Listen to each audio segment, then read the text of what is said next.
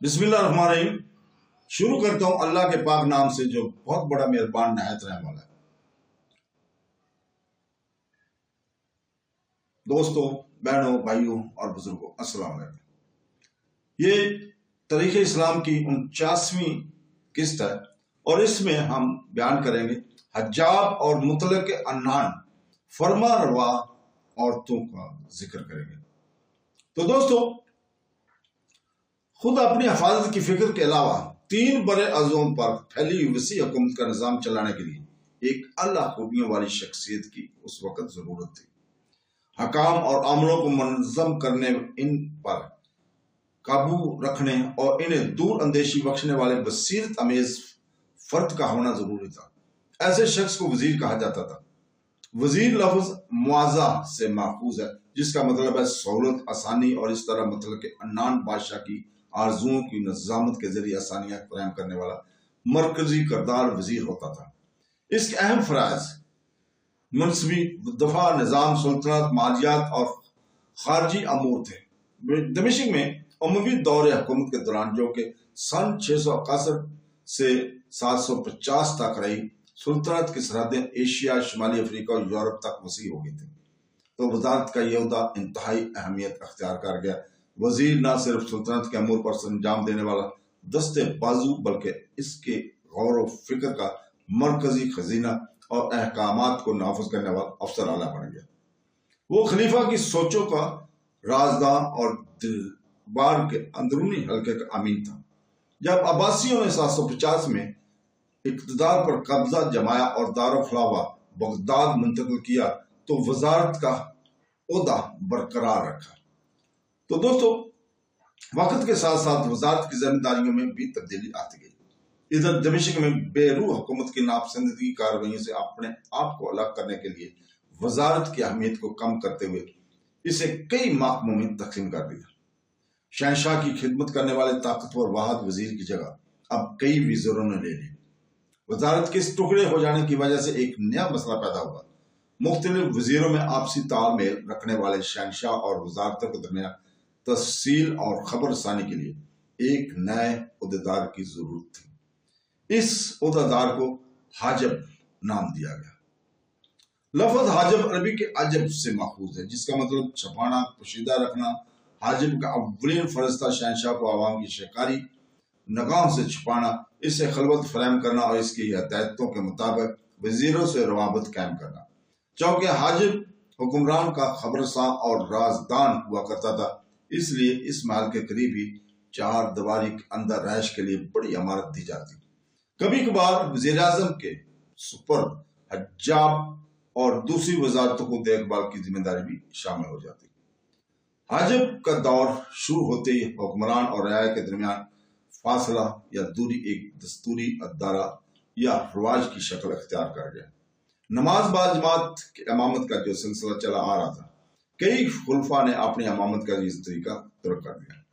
خلیفہ ہارون الرشید، جس کا انتقال 809 میں ہوا، اس نے سب سے پہلے پیشہ ور خطیبوں کا تقرر کیا۔ نماز با جماعت کی امامت کی ذمہ داری ان پیشہ ور خطیبوں پر عائد کی گئی، سوائے 1-2 نادر مثالوں کے۔ اس کے بعد ہمیشہ مساجد میں مسلمانوں کے سامنے خطبات خطیبوں نے ہی دیے، خلفاء نے نہیں۔ وقت کے ساتھ خطیب کا اعلیٰ درجہ تبدیل ہو کر ایک پیشہ ور ملا کی صورت اختیار کر گیا، جو ممبر کو اپنی ذاتی ملکیت سمجھنے لگے، بالکل اسی طرح جس طرح ایک حکمران تخت کو اپنی ذاتی جائیداد گردانتا ہے۔ خطیب، جسے یہ ملازمت بادشاہ کی مہربانی سے ملنے لگی، اس فرما روا کی صحت اور عافیت کے ممبر پر دعائیں مانگنے لگے۔ جب کبھی شاہی خاندان کا تخت الٹا یا کوئی طاقتور حاکم تخت نشین ہوتا، تو پھر پرانے بادشاہ کا نام نکال کر اس کا نام خطبے میں لیا جاتا۔ اسی طرح انصاف کا نظام کو چلانے اور فتویٰ دینے کی عزت افزائی بھی کرائے کے قاضی کے ذمہ کر دی گئی۔ شاہی خاندان جب شاعری زندگی کے عادی بن کر صحت پسند اور آرام پسند ہو گئے، تو ان کے ساتھ عوام اور حکمرانوں کے درمیان فاصلے بڑھتے ہی چلے گئے۔ شاہی سلسلے جس قدر صحت پسند ہوتے، دوری بھی اس قدر زیادہ ہوتی۔ مثال کے طور پر اسپین میں امویوں نے حاجب کی خدمات حاصل کی، جبکہ ان کے بعد حکومت کرنے والے مرابطون اور المدس نے ایسا نہیں کیا۔ بعد میں آنے والے شاہی سلسلے یا خاندانوں نے اس پر عمل نہیں کیا، بلکہ یہ شاہی سلسلے قبائلی اور نسلی اتحاد کی وجہ سے متحد تھے۔ انہوں نے حفاظت اور نظم و نسق چلانے کی ذمہ داری کو اپنے ہی رشتہ داروں کے سپرد کرنا شروع کر دیا تھا۔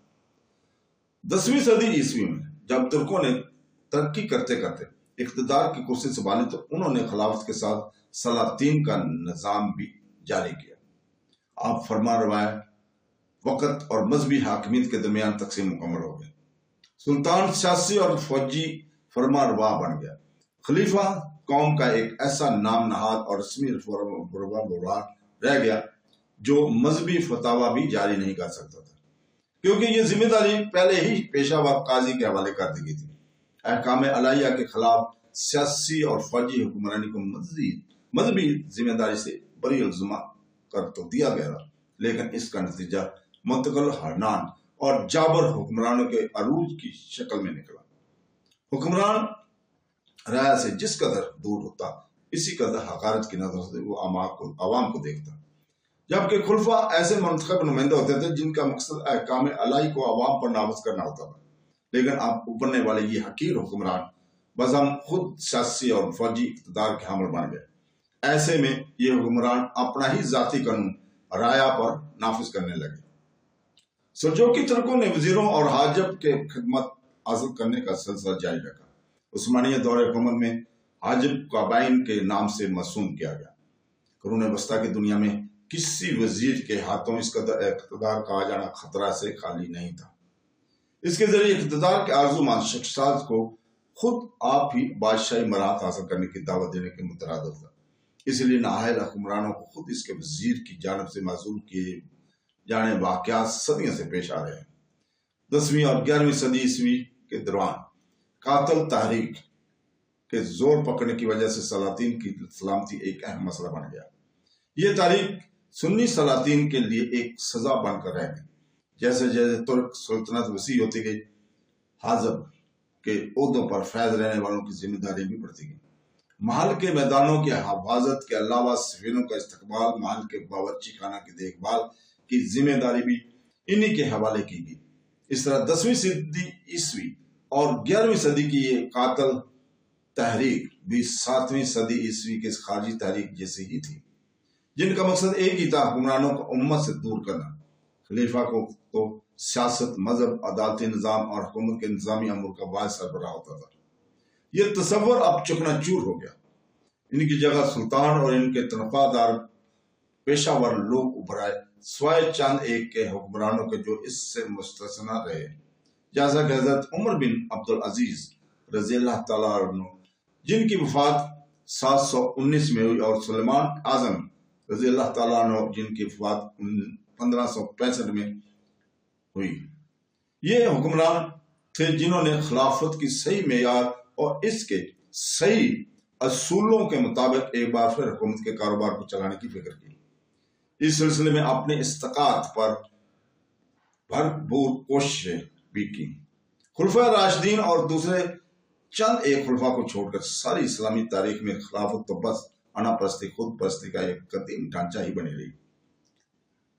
قتل کا خطرہ، پتھر میں اصلی انانیت اور مجسم شدہ خود پرست خلافت، سلاطین کا عروج، وزیروں کا ابھرنا، پیشہ ورانہ خطیبوں کو متعارف لینا، حاجب کا تقرر، ان سبھی امواون نے مل کر حکمرانوں کو عوام سے بہت دور کر دیا۔ سیاسی اور معاشرتی حیثیت سے الگ تھلگ عوام کے درمیان عورتیں اور زیادہ تنہائی کے شکار تھیں۔ یہ عمل بے انتہا آہستہ سبک رفتاری سے چل رہا تھا۔ یہ انتہائی ضروری تھا کہ خلیفہ نماز بعد جماعت کی امامت خود کرتے۔ سن 657 سے 950 کے دوران ارتقا پانے والے فقہ کے تمام اہم مسالک میں اس فرض منصبی کی ادائیگی کے بارے میں واضح احکامات موجود ہیں۔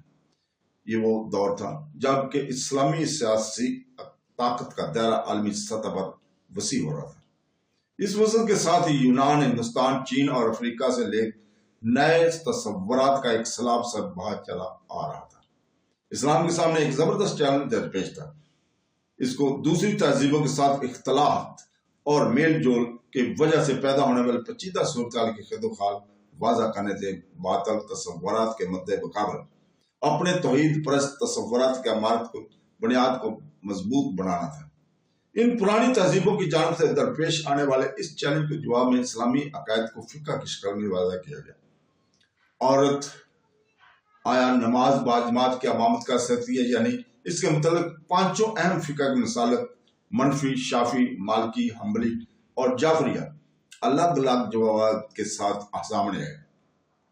हनफी, शाफी और जाफरिया मसालक के मुताबिक एक औरत दूसरी औरतों और बच्चों की नमाज जमात की अमामत कर सकती है, लेकिन मर्दों की नहीं। लेकिन मालकी और हम्बली मसालक और ज्यादा सख्तगीर थे, क्योंकि औरत जुमा की नमाज की अमामत नहीं कर सकती, इसलिए खुद ब खुद इसका खलीफा या इमाम बनने से मना कर दिया गया।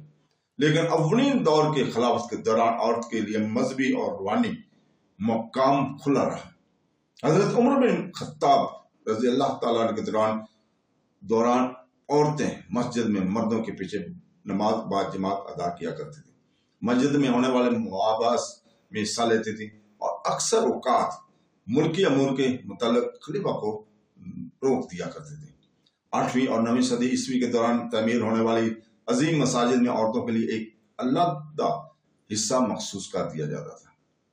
9वीं सदी ईस्वी के दौरान कसीर तादाद में तुर्क इस्लाम के दामन आगोश में दाखिल होने वाले लगे, और जब सुल्तान की शख्सियत दुनियावी इक़्तिदार का मरकज बनेगी तो दुश्मनों के खिलाफ उम्मत का दफा भी वही करने लगा। खलीफा नहीं, हुकूमत के निज़ाम चलाने वाले अहदेदारों का सुल्तान ही तकर्र करता, वही कवानीन को नाफिज किया करता था। अपनी तमदनी रवायत के मुताबिक तुर्क औरतों के सियासी, अदालती और फौजी निज़ाम में दाखिल के बारे में ज्यादा रोशन ख्याल थे। तुर्की औरतें मैदान जंग में घुड़सवारों की शक्ल में लड़ती, मुल्की अमूर में हिस्सा लेती और सलातीन और मनसूबों के बराबर बैठा करती थी और मुकदमात के फैसलों के बारे में अपनी राय दिया करते थे। अवामी अमूर में औरतों की ये हिस्सादारी अगली सदियों के दौरान भी जारी थी। तुर्क सलातीन अजीम मुगलों, मगरबी सूडान के अफ्रीकी और इंडोनेशियाई दरबारों में औरतों को बाकायदा हिस्सा लेने की आज़ादी दी, क्योंकि अब सुल्तान लाजमी तौर पर नमाज बाजमात की अमामत नहीं किया करता था। ये जिम्मेदारी पेशावर खतीबों को दे दी गई थी, इसलिए अब औरत को सुल्तान बनने से बाज नहीं रखा जा सकता था। लेकिन आगे चलकर पेश आने वाले तारीखी हालात ने औरत को सियासी और माशरती मुकाम हासिल करने से रोकने के लिए इसकी राह में रुकावटें खड़ी कर दी। 9वीं सदी ईस्वी के दौरान अकलियत पसंद यूनानी तसव्वुरात और यूनानी तहजीब का एक रेला सा चला आया और बगदाद के दरबार में दाखिल हो गया। मुतज़ल्ली अकलियत पसंद ख्यालात के मीर कारवान बन गए और खुलफा ने खुले बाजुओं के साथ इन्हें गले लगा लिया। लेकिन इसके बाद मुतज़ल्ली अपने हदूद को फलांग कर अकलियत पसंदी से वही को नापने की कोशिश शुरू कर दी। उन्होंने दावे किया कि कुरान और वक्त के साथ साथ तख्लीक की अमल से गुजरता रहता है। इनका इस मौक़िफ़ का उलमा की जानिब से जबरदस्त रद्द अमल हुआ। उन्होंने इस नजरिए के सख्त और मुसलसल मुखालफत शुरू कर दी। आखिरकार मुतज़ल्ली हार गए। नजरियात की इस भट्टी से अकायद से मुतल्लिक एक ऐसा इस्लाम उभर आया जो तहजीबी और माशरती अमूर के सिलसिले में ज्यादातर कदामत पसंद था। ये वही जमाना था जबकि हजरत इमाम अहमद बिन हम्बल ने हम्बली मसल की फिका की तौदीन की। सुन्नी कानून फिका के 4 बड़े मसालक भी यही सबसे ज्यादा कदामत परस्त है। यूनानी तहजीब के जेर असर बगदाद और मुसलमान मुनसनफों के महलों में नाचने वालियों ने जगह पाली। इसकी वजह से मुआशरे के निज़ाम और इस्तेहकाम पर हमले का खतरा महसूस करते हुए औरतों और मर्दों के बामी मेल जोल पर मुकम्मल पाबंदी ऐद कर दी गई। ऐसी शायद ये सोचकर किया गया कि इसने औरतें महफूज रहेंगी, लेकिन वक्त के साथ ये मौक़िफ़ और सख्त होता गया और औरतें माशरती और सियासी जिंदगी से मुकम्मल तौर पर अलग कर दी गई। ऐसी कानूनी दानी और तावलिए भी पेश की गई जिसके जरिए औरत के मसाजिद में दाखिले को भी ममनू करार दे दिया गया। जो आफाकी भाईचारा की हजरत मोहम्मद सल्लल्लाहु अलैहि वसल्लम ने तख्लीक की थी वो चुकना चूर हो गई। इसकी जगह हुक्मरान और रियाया के दरमियान तबका बंदी, औरतों और मर्दों के दरमियान जिनसी इम्तियाज जैसे ग्राह बंदियों ने ले ली। सियासी जिंदगी से आम जनता अलग कर दी गई और आवाम से भी औरतों को ज्यादा अलग थलग कर दिया गया। یہ تو بنی نو انسان کی وہ پائی نہ جانے والی بلند حوصلگی ہے کہ عوام نے ہمت نہیں ہاری اور جنہیں یکا اور تنہا کر دیا گیا تھا وہ مسلسل ایسے ماحول کو چیلنج کرتے رہے۔ یہی وہ کشمکش اور جد و جہد مسلسل ہے جو انسانوں کو ارتقاء کی منزل کی جانب رواں رکھتا ہے۔ اسلام میں ترک اور افریقی خون کے شامل ہونے سے آگے چل کر منگول، ہندوستانی، انڈونیشیائی عناصر کے آنے کی وجہ سے عورتوں کو سیاست اور تمدن سے بالکل ہی الگ تھلگ کر دینے والے اس موقف کو چیلنج کیا جاتا رہا اور انہیں نئے آنے والوں سے ہی اسلامی کی تنظیم عظیم ملکائیں ابری۔ دلی کی رضیہ سلطانہ، شجرۃ الدولہ کیرا کی اور عظیم ملکوں کی نور جہاں جیسی عورتوں نے عروج حاصل کیا، سیاسی مقام میں اپنا لوہا منوایا اور اسلامی تاریخ پر ایسے نقوش چھوڑے جو کبھی مٹ نہیں سکیں گے۔ تو دوستو، اس کے ساتھ ہی آپ سے اجازت چاہتے ہیں۔ اللہ حافظ۔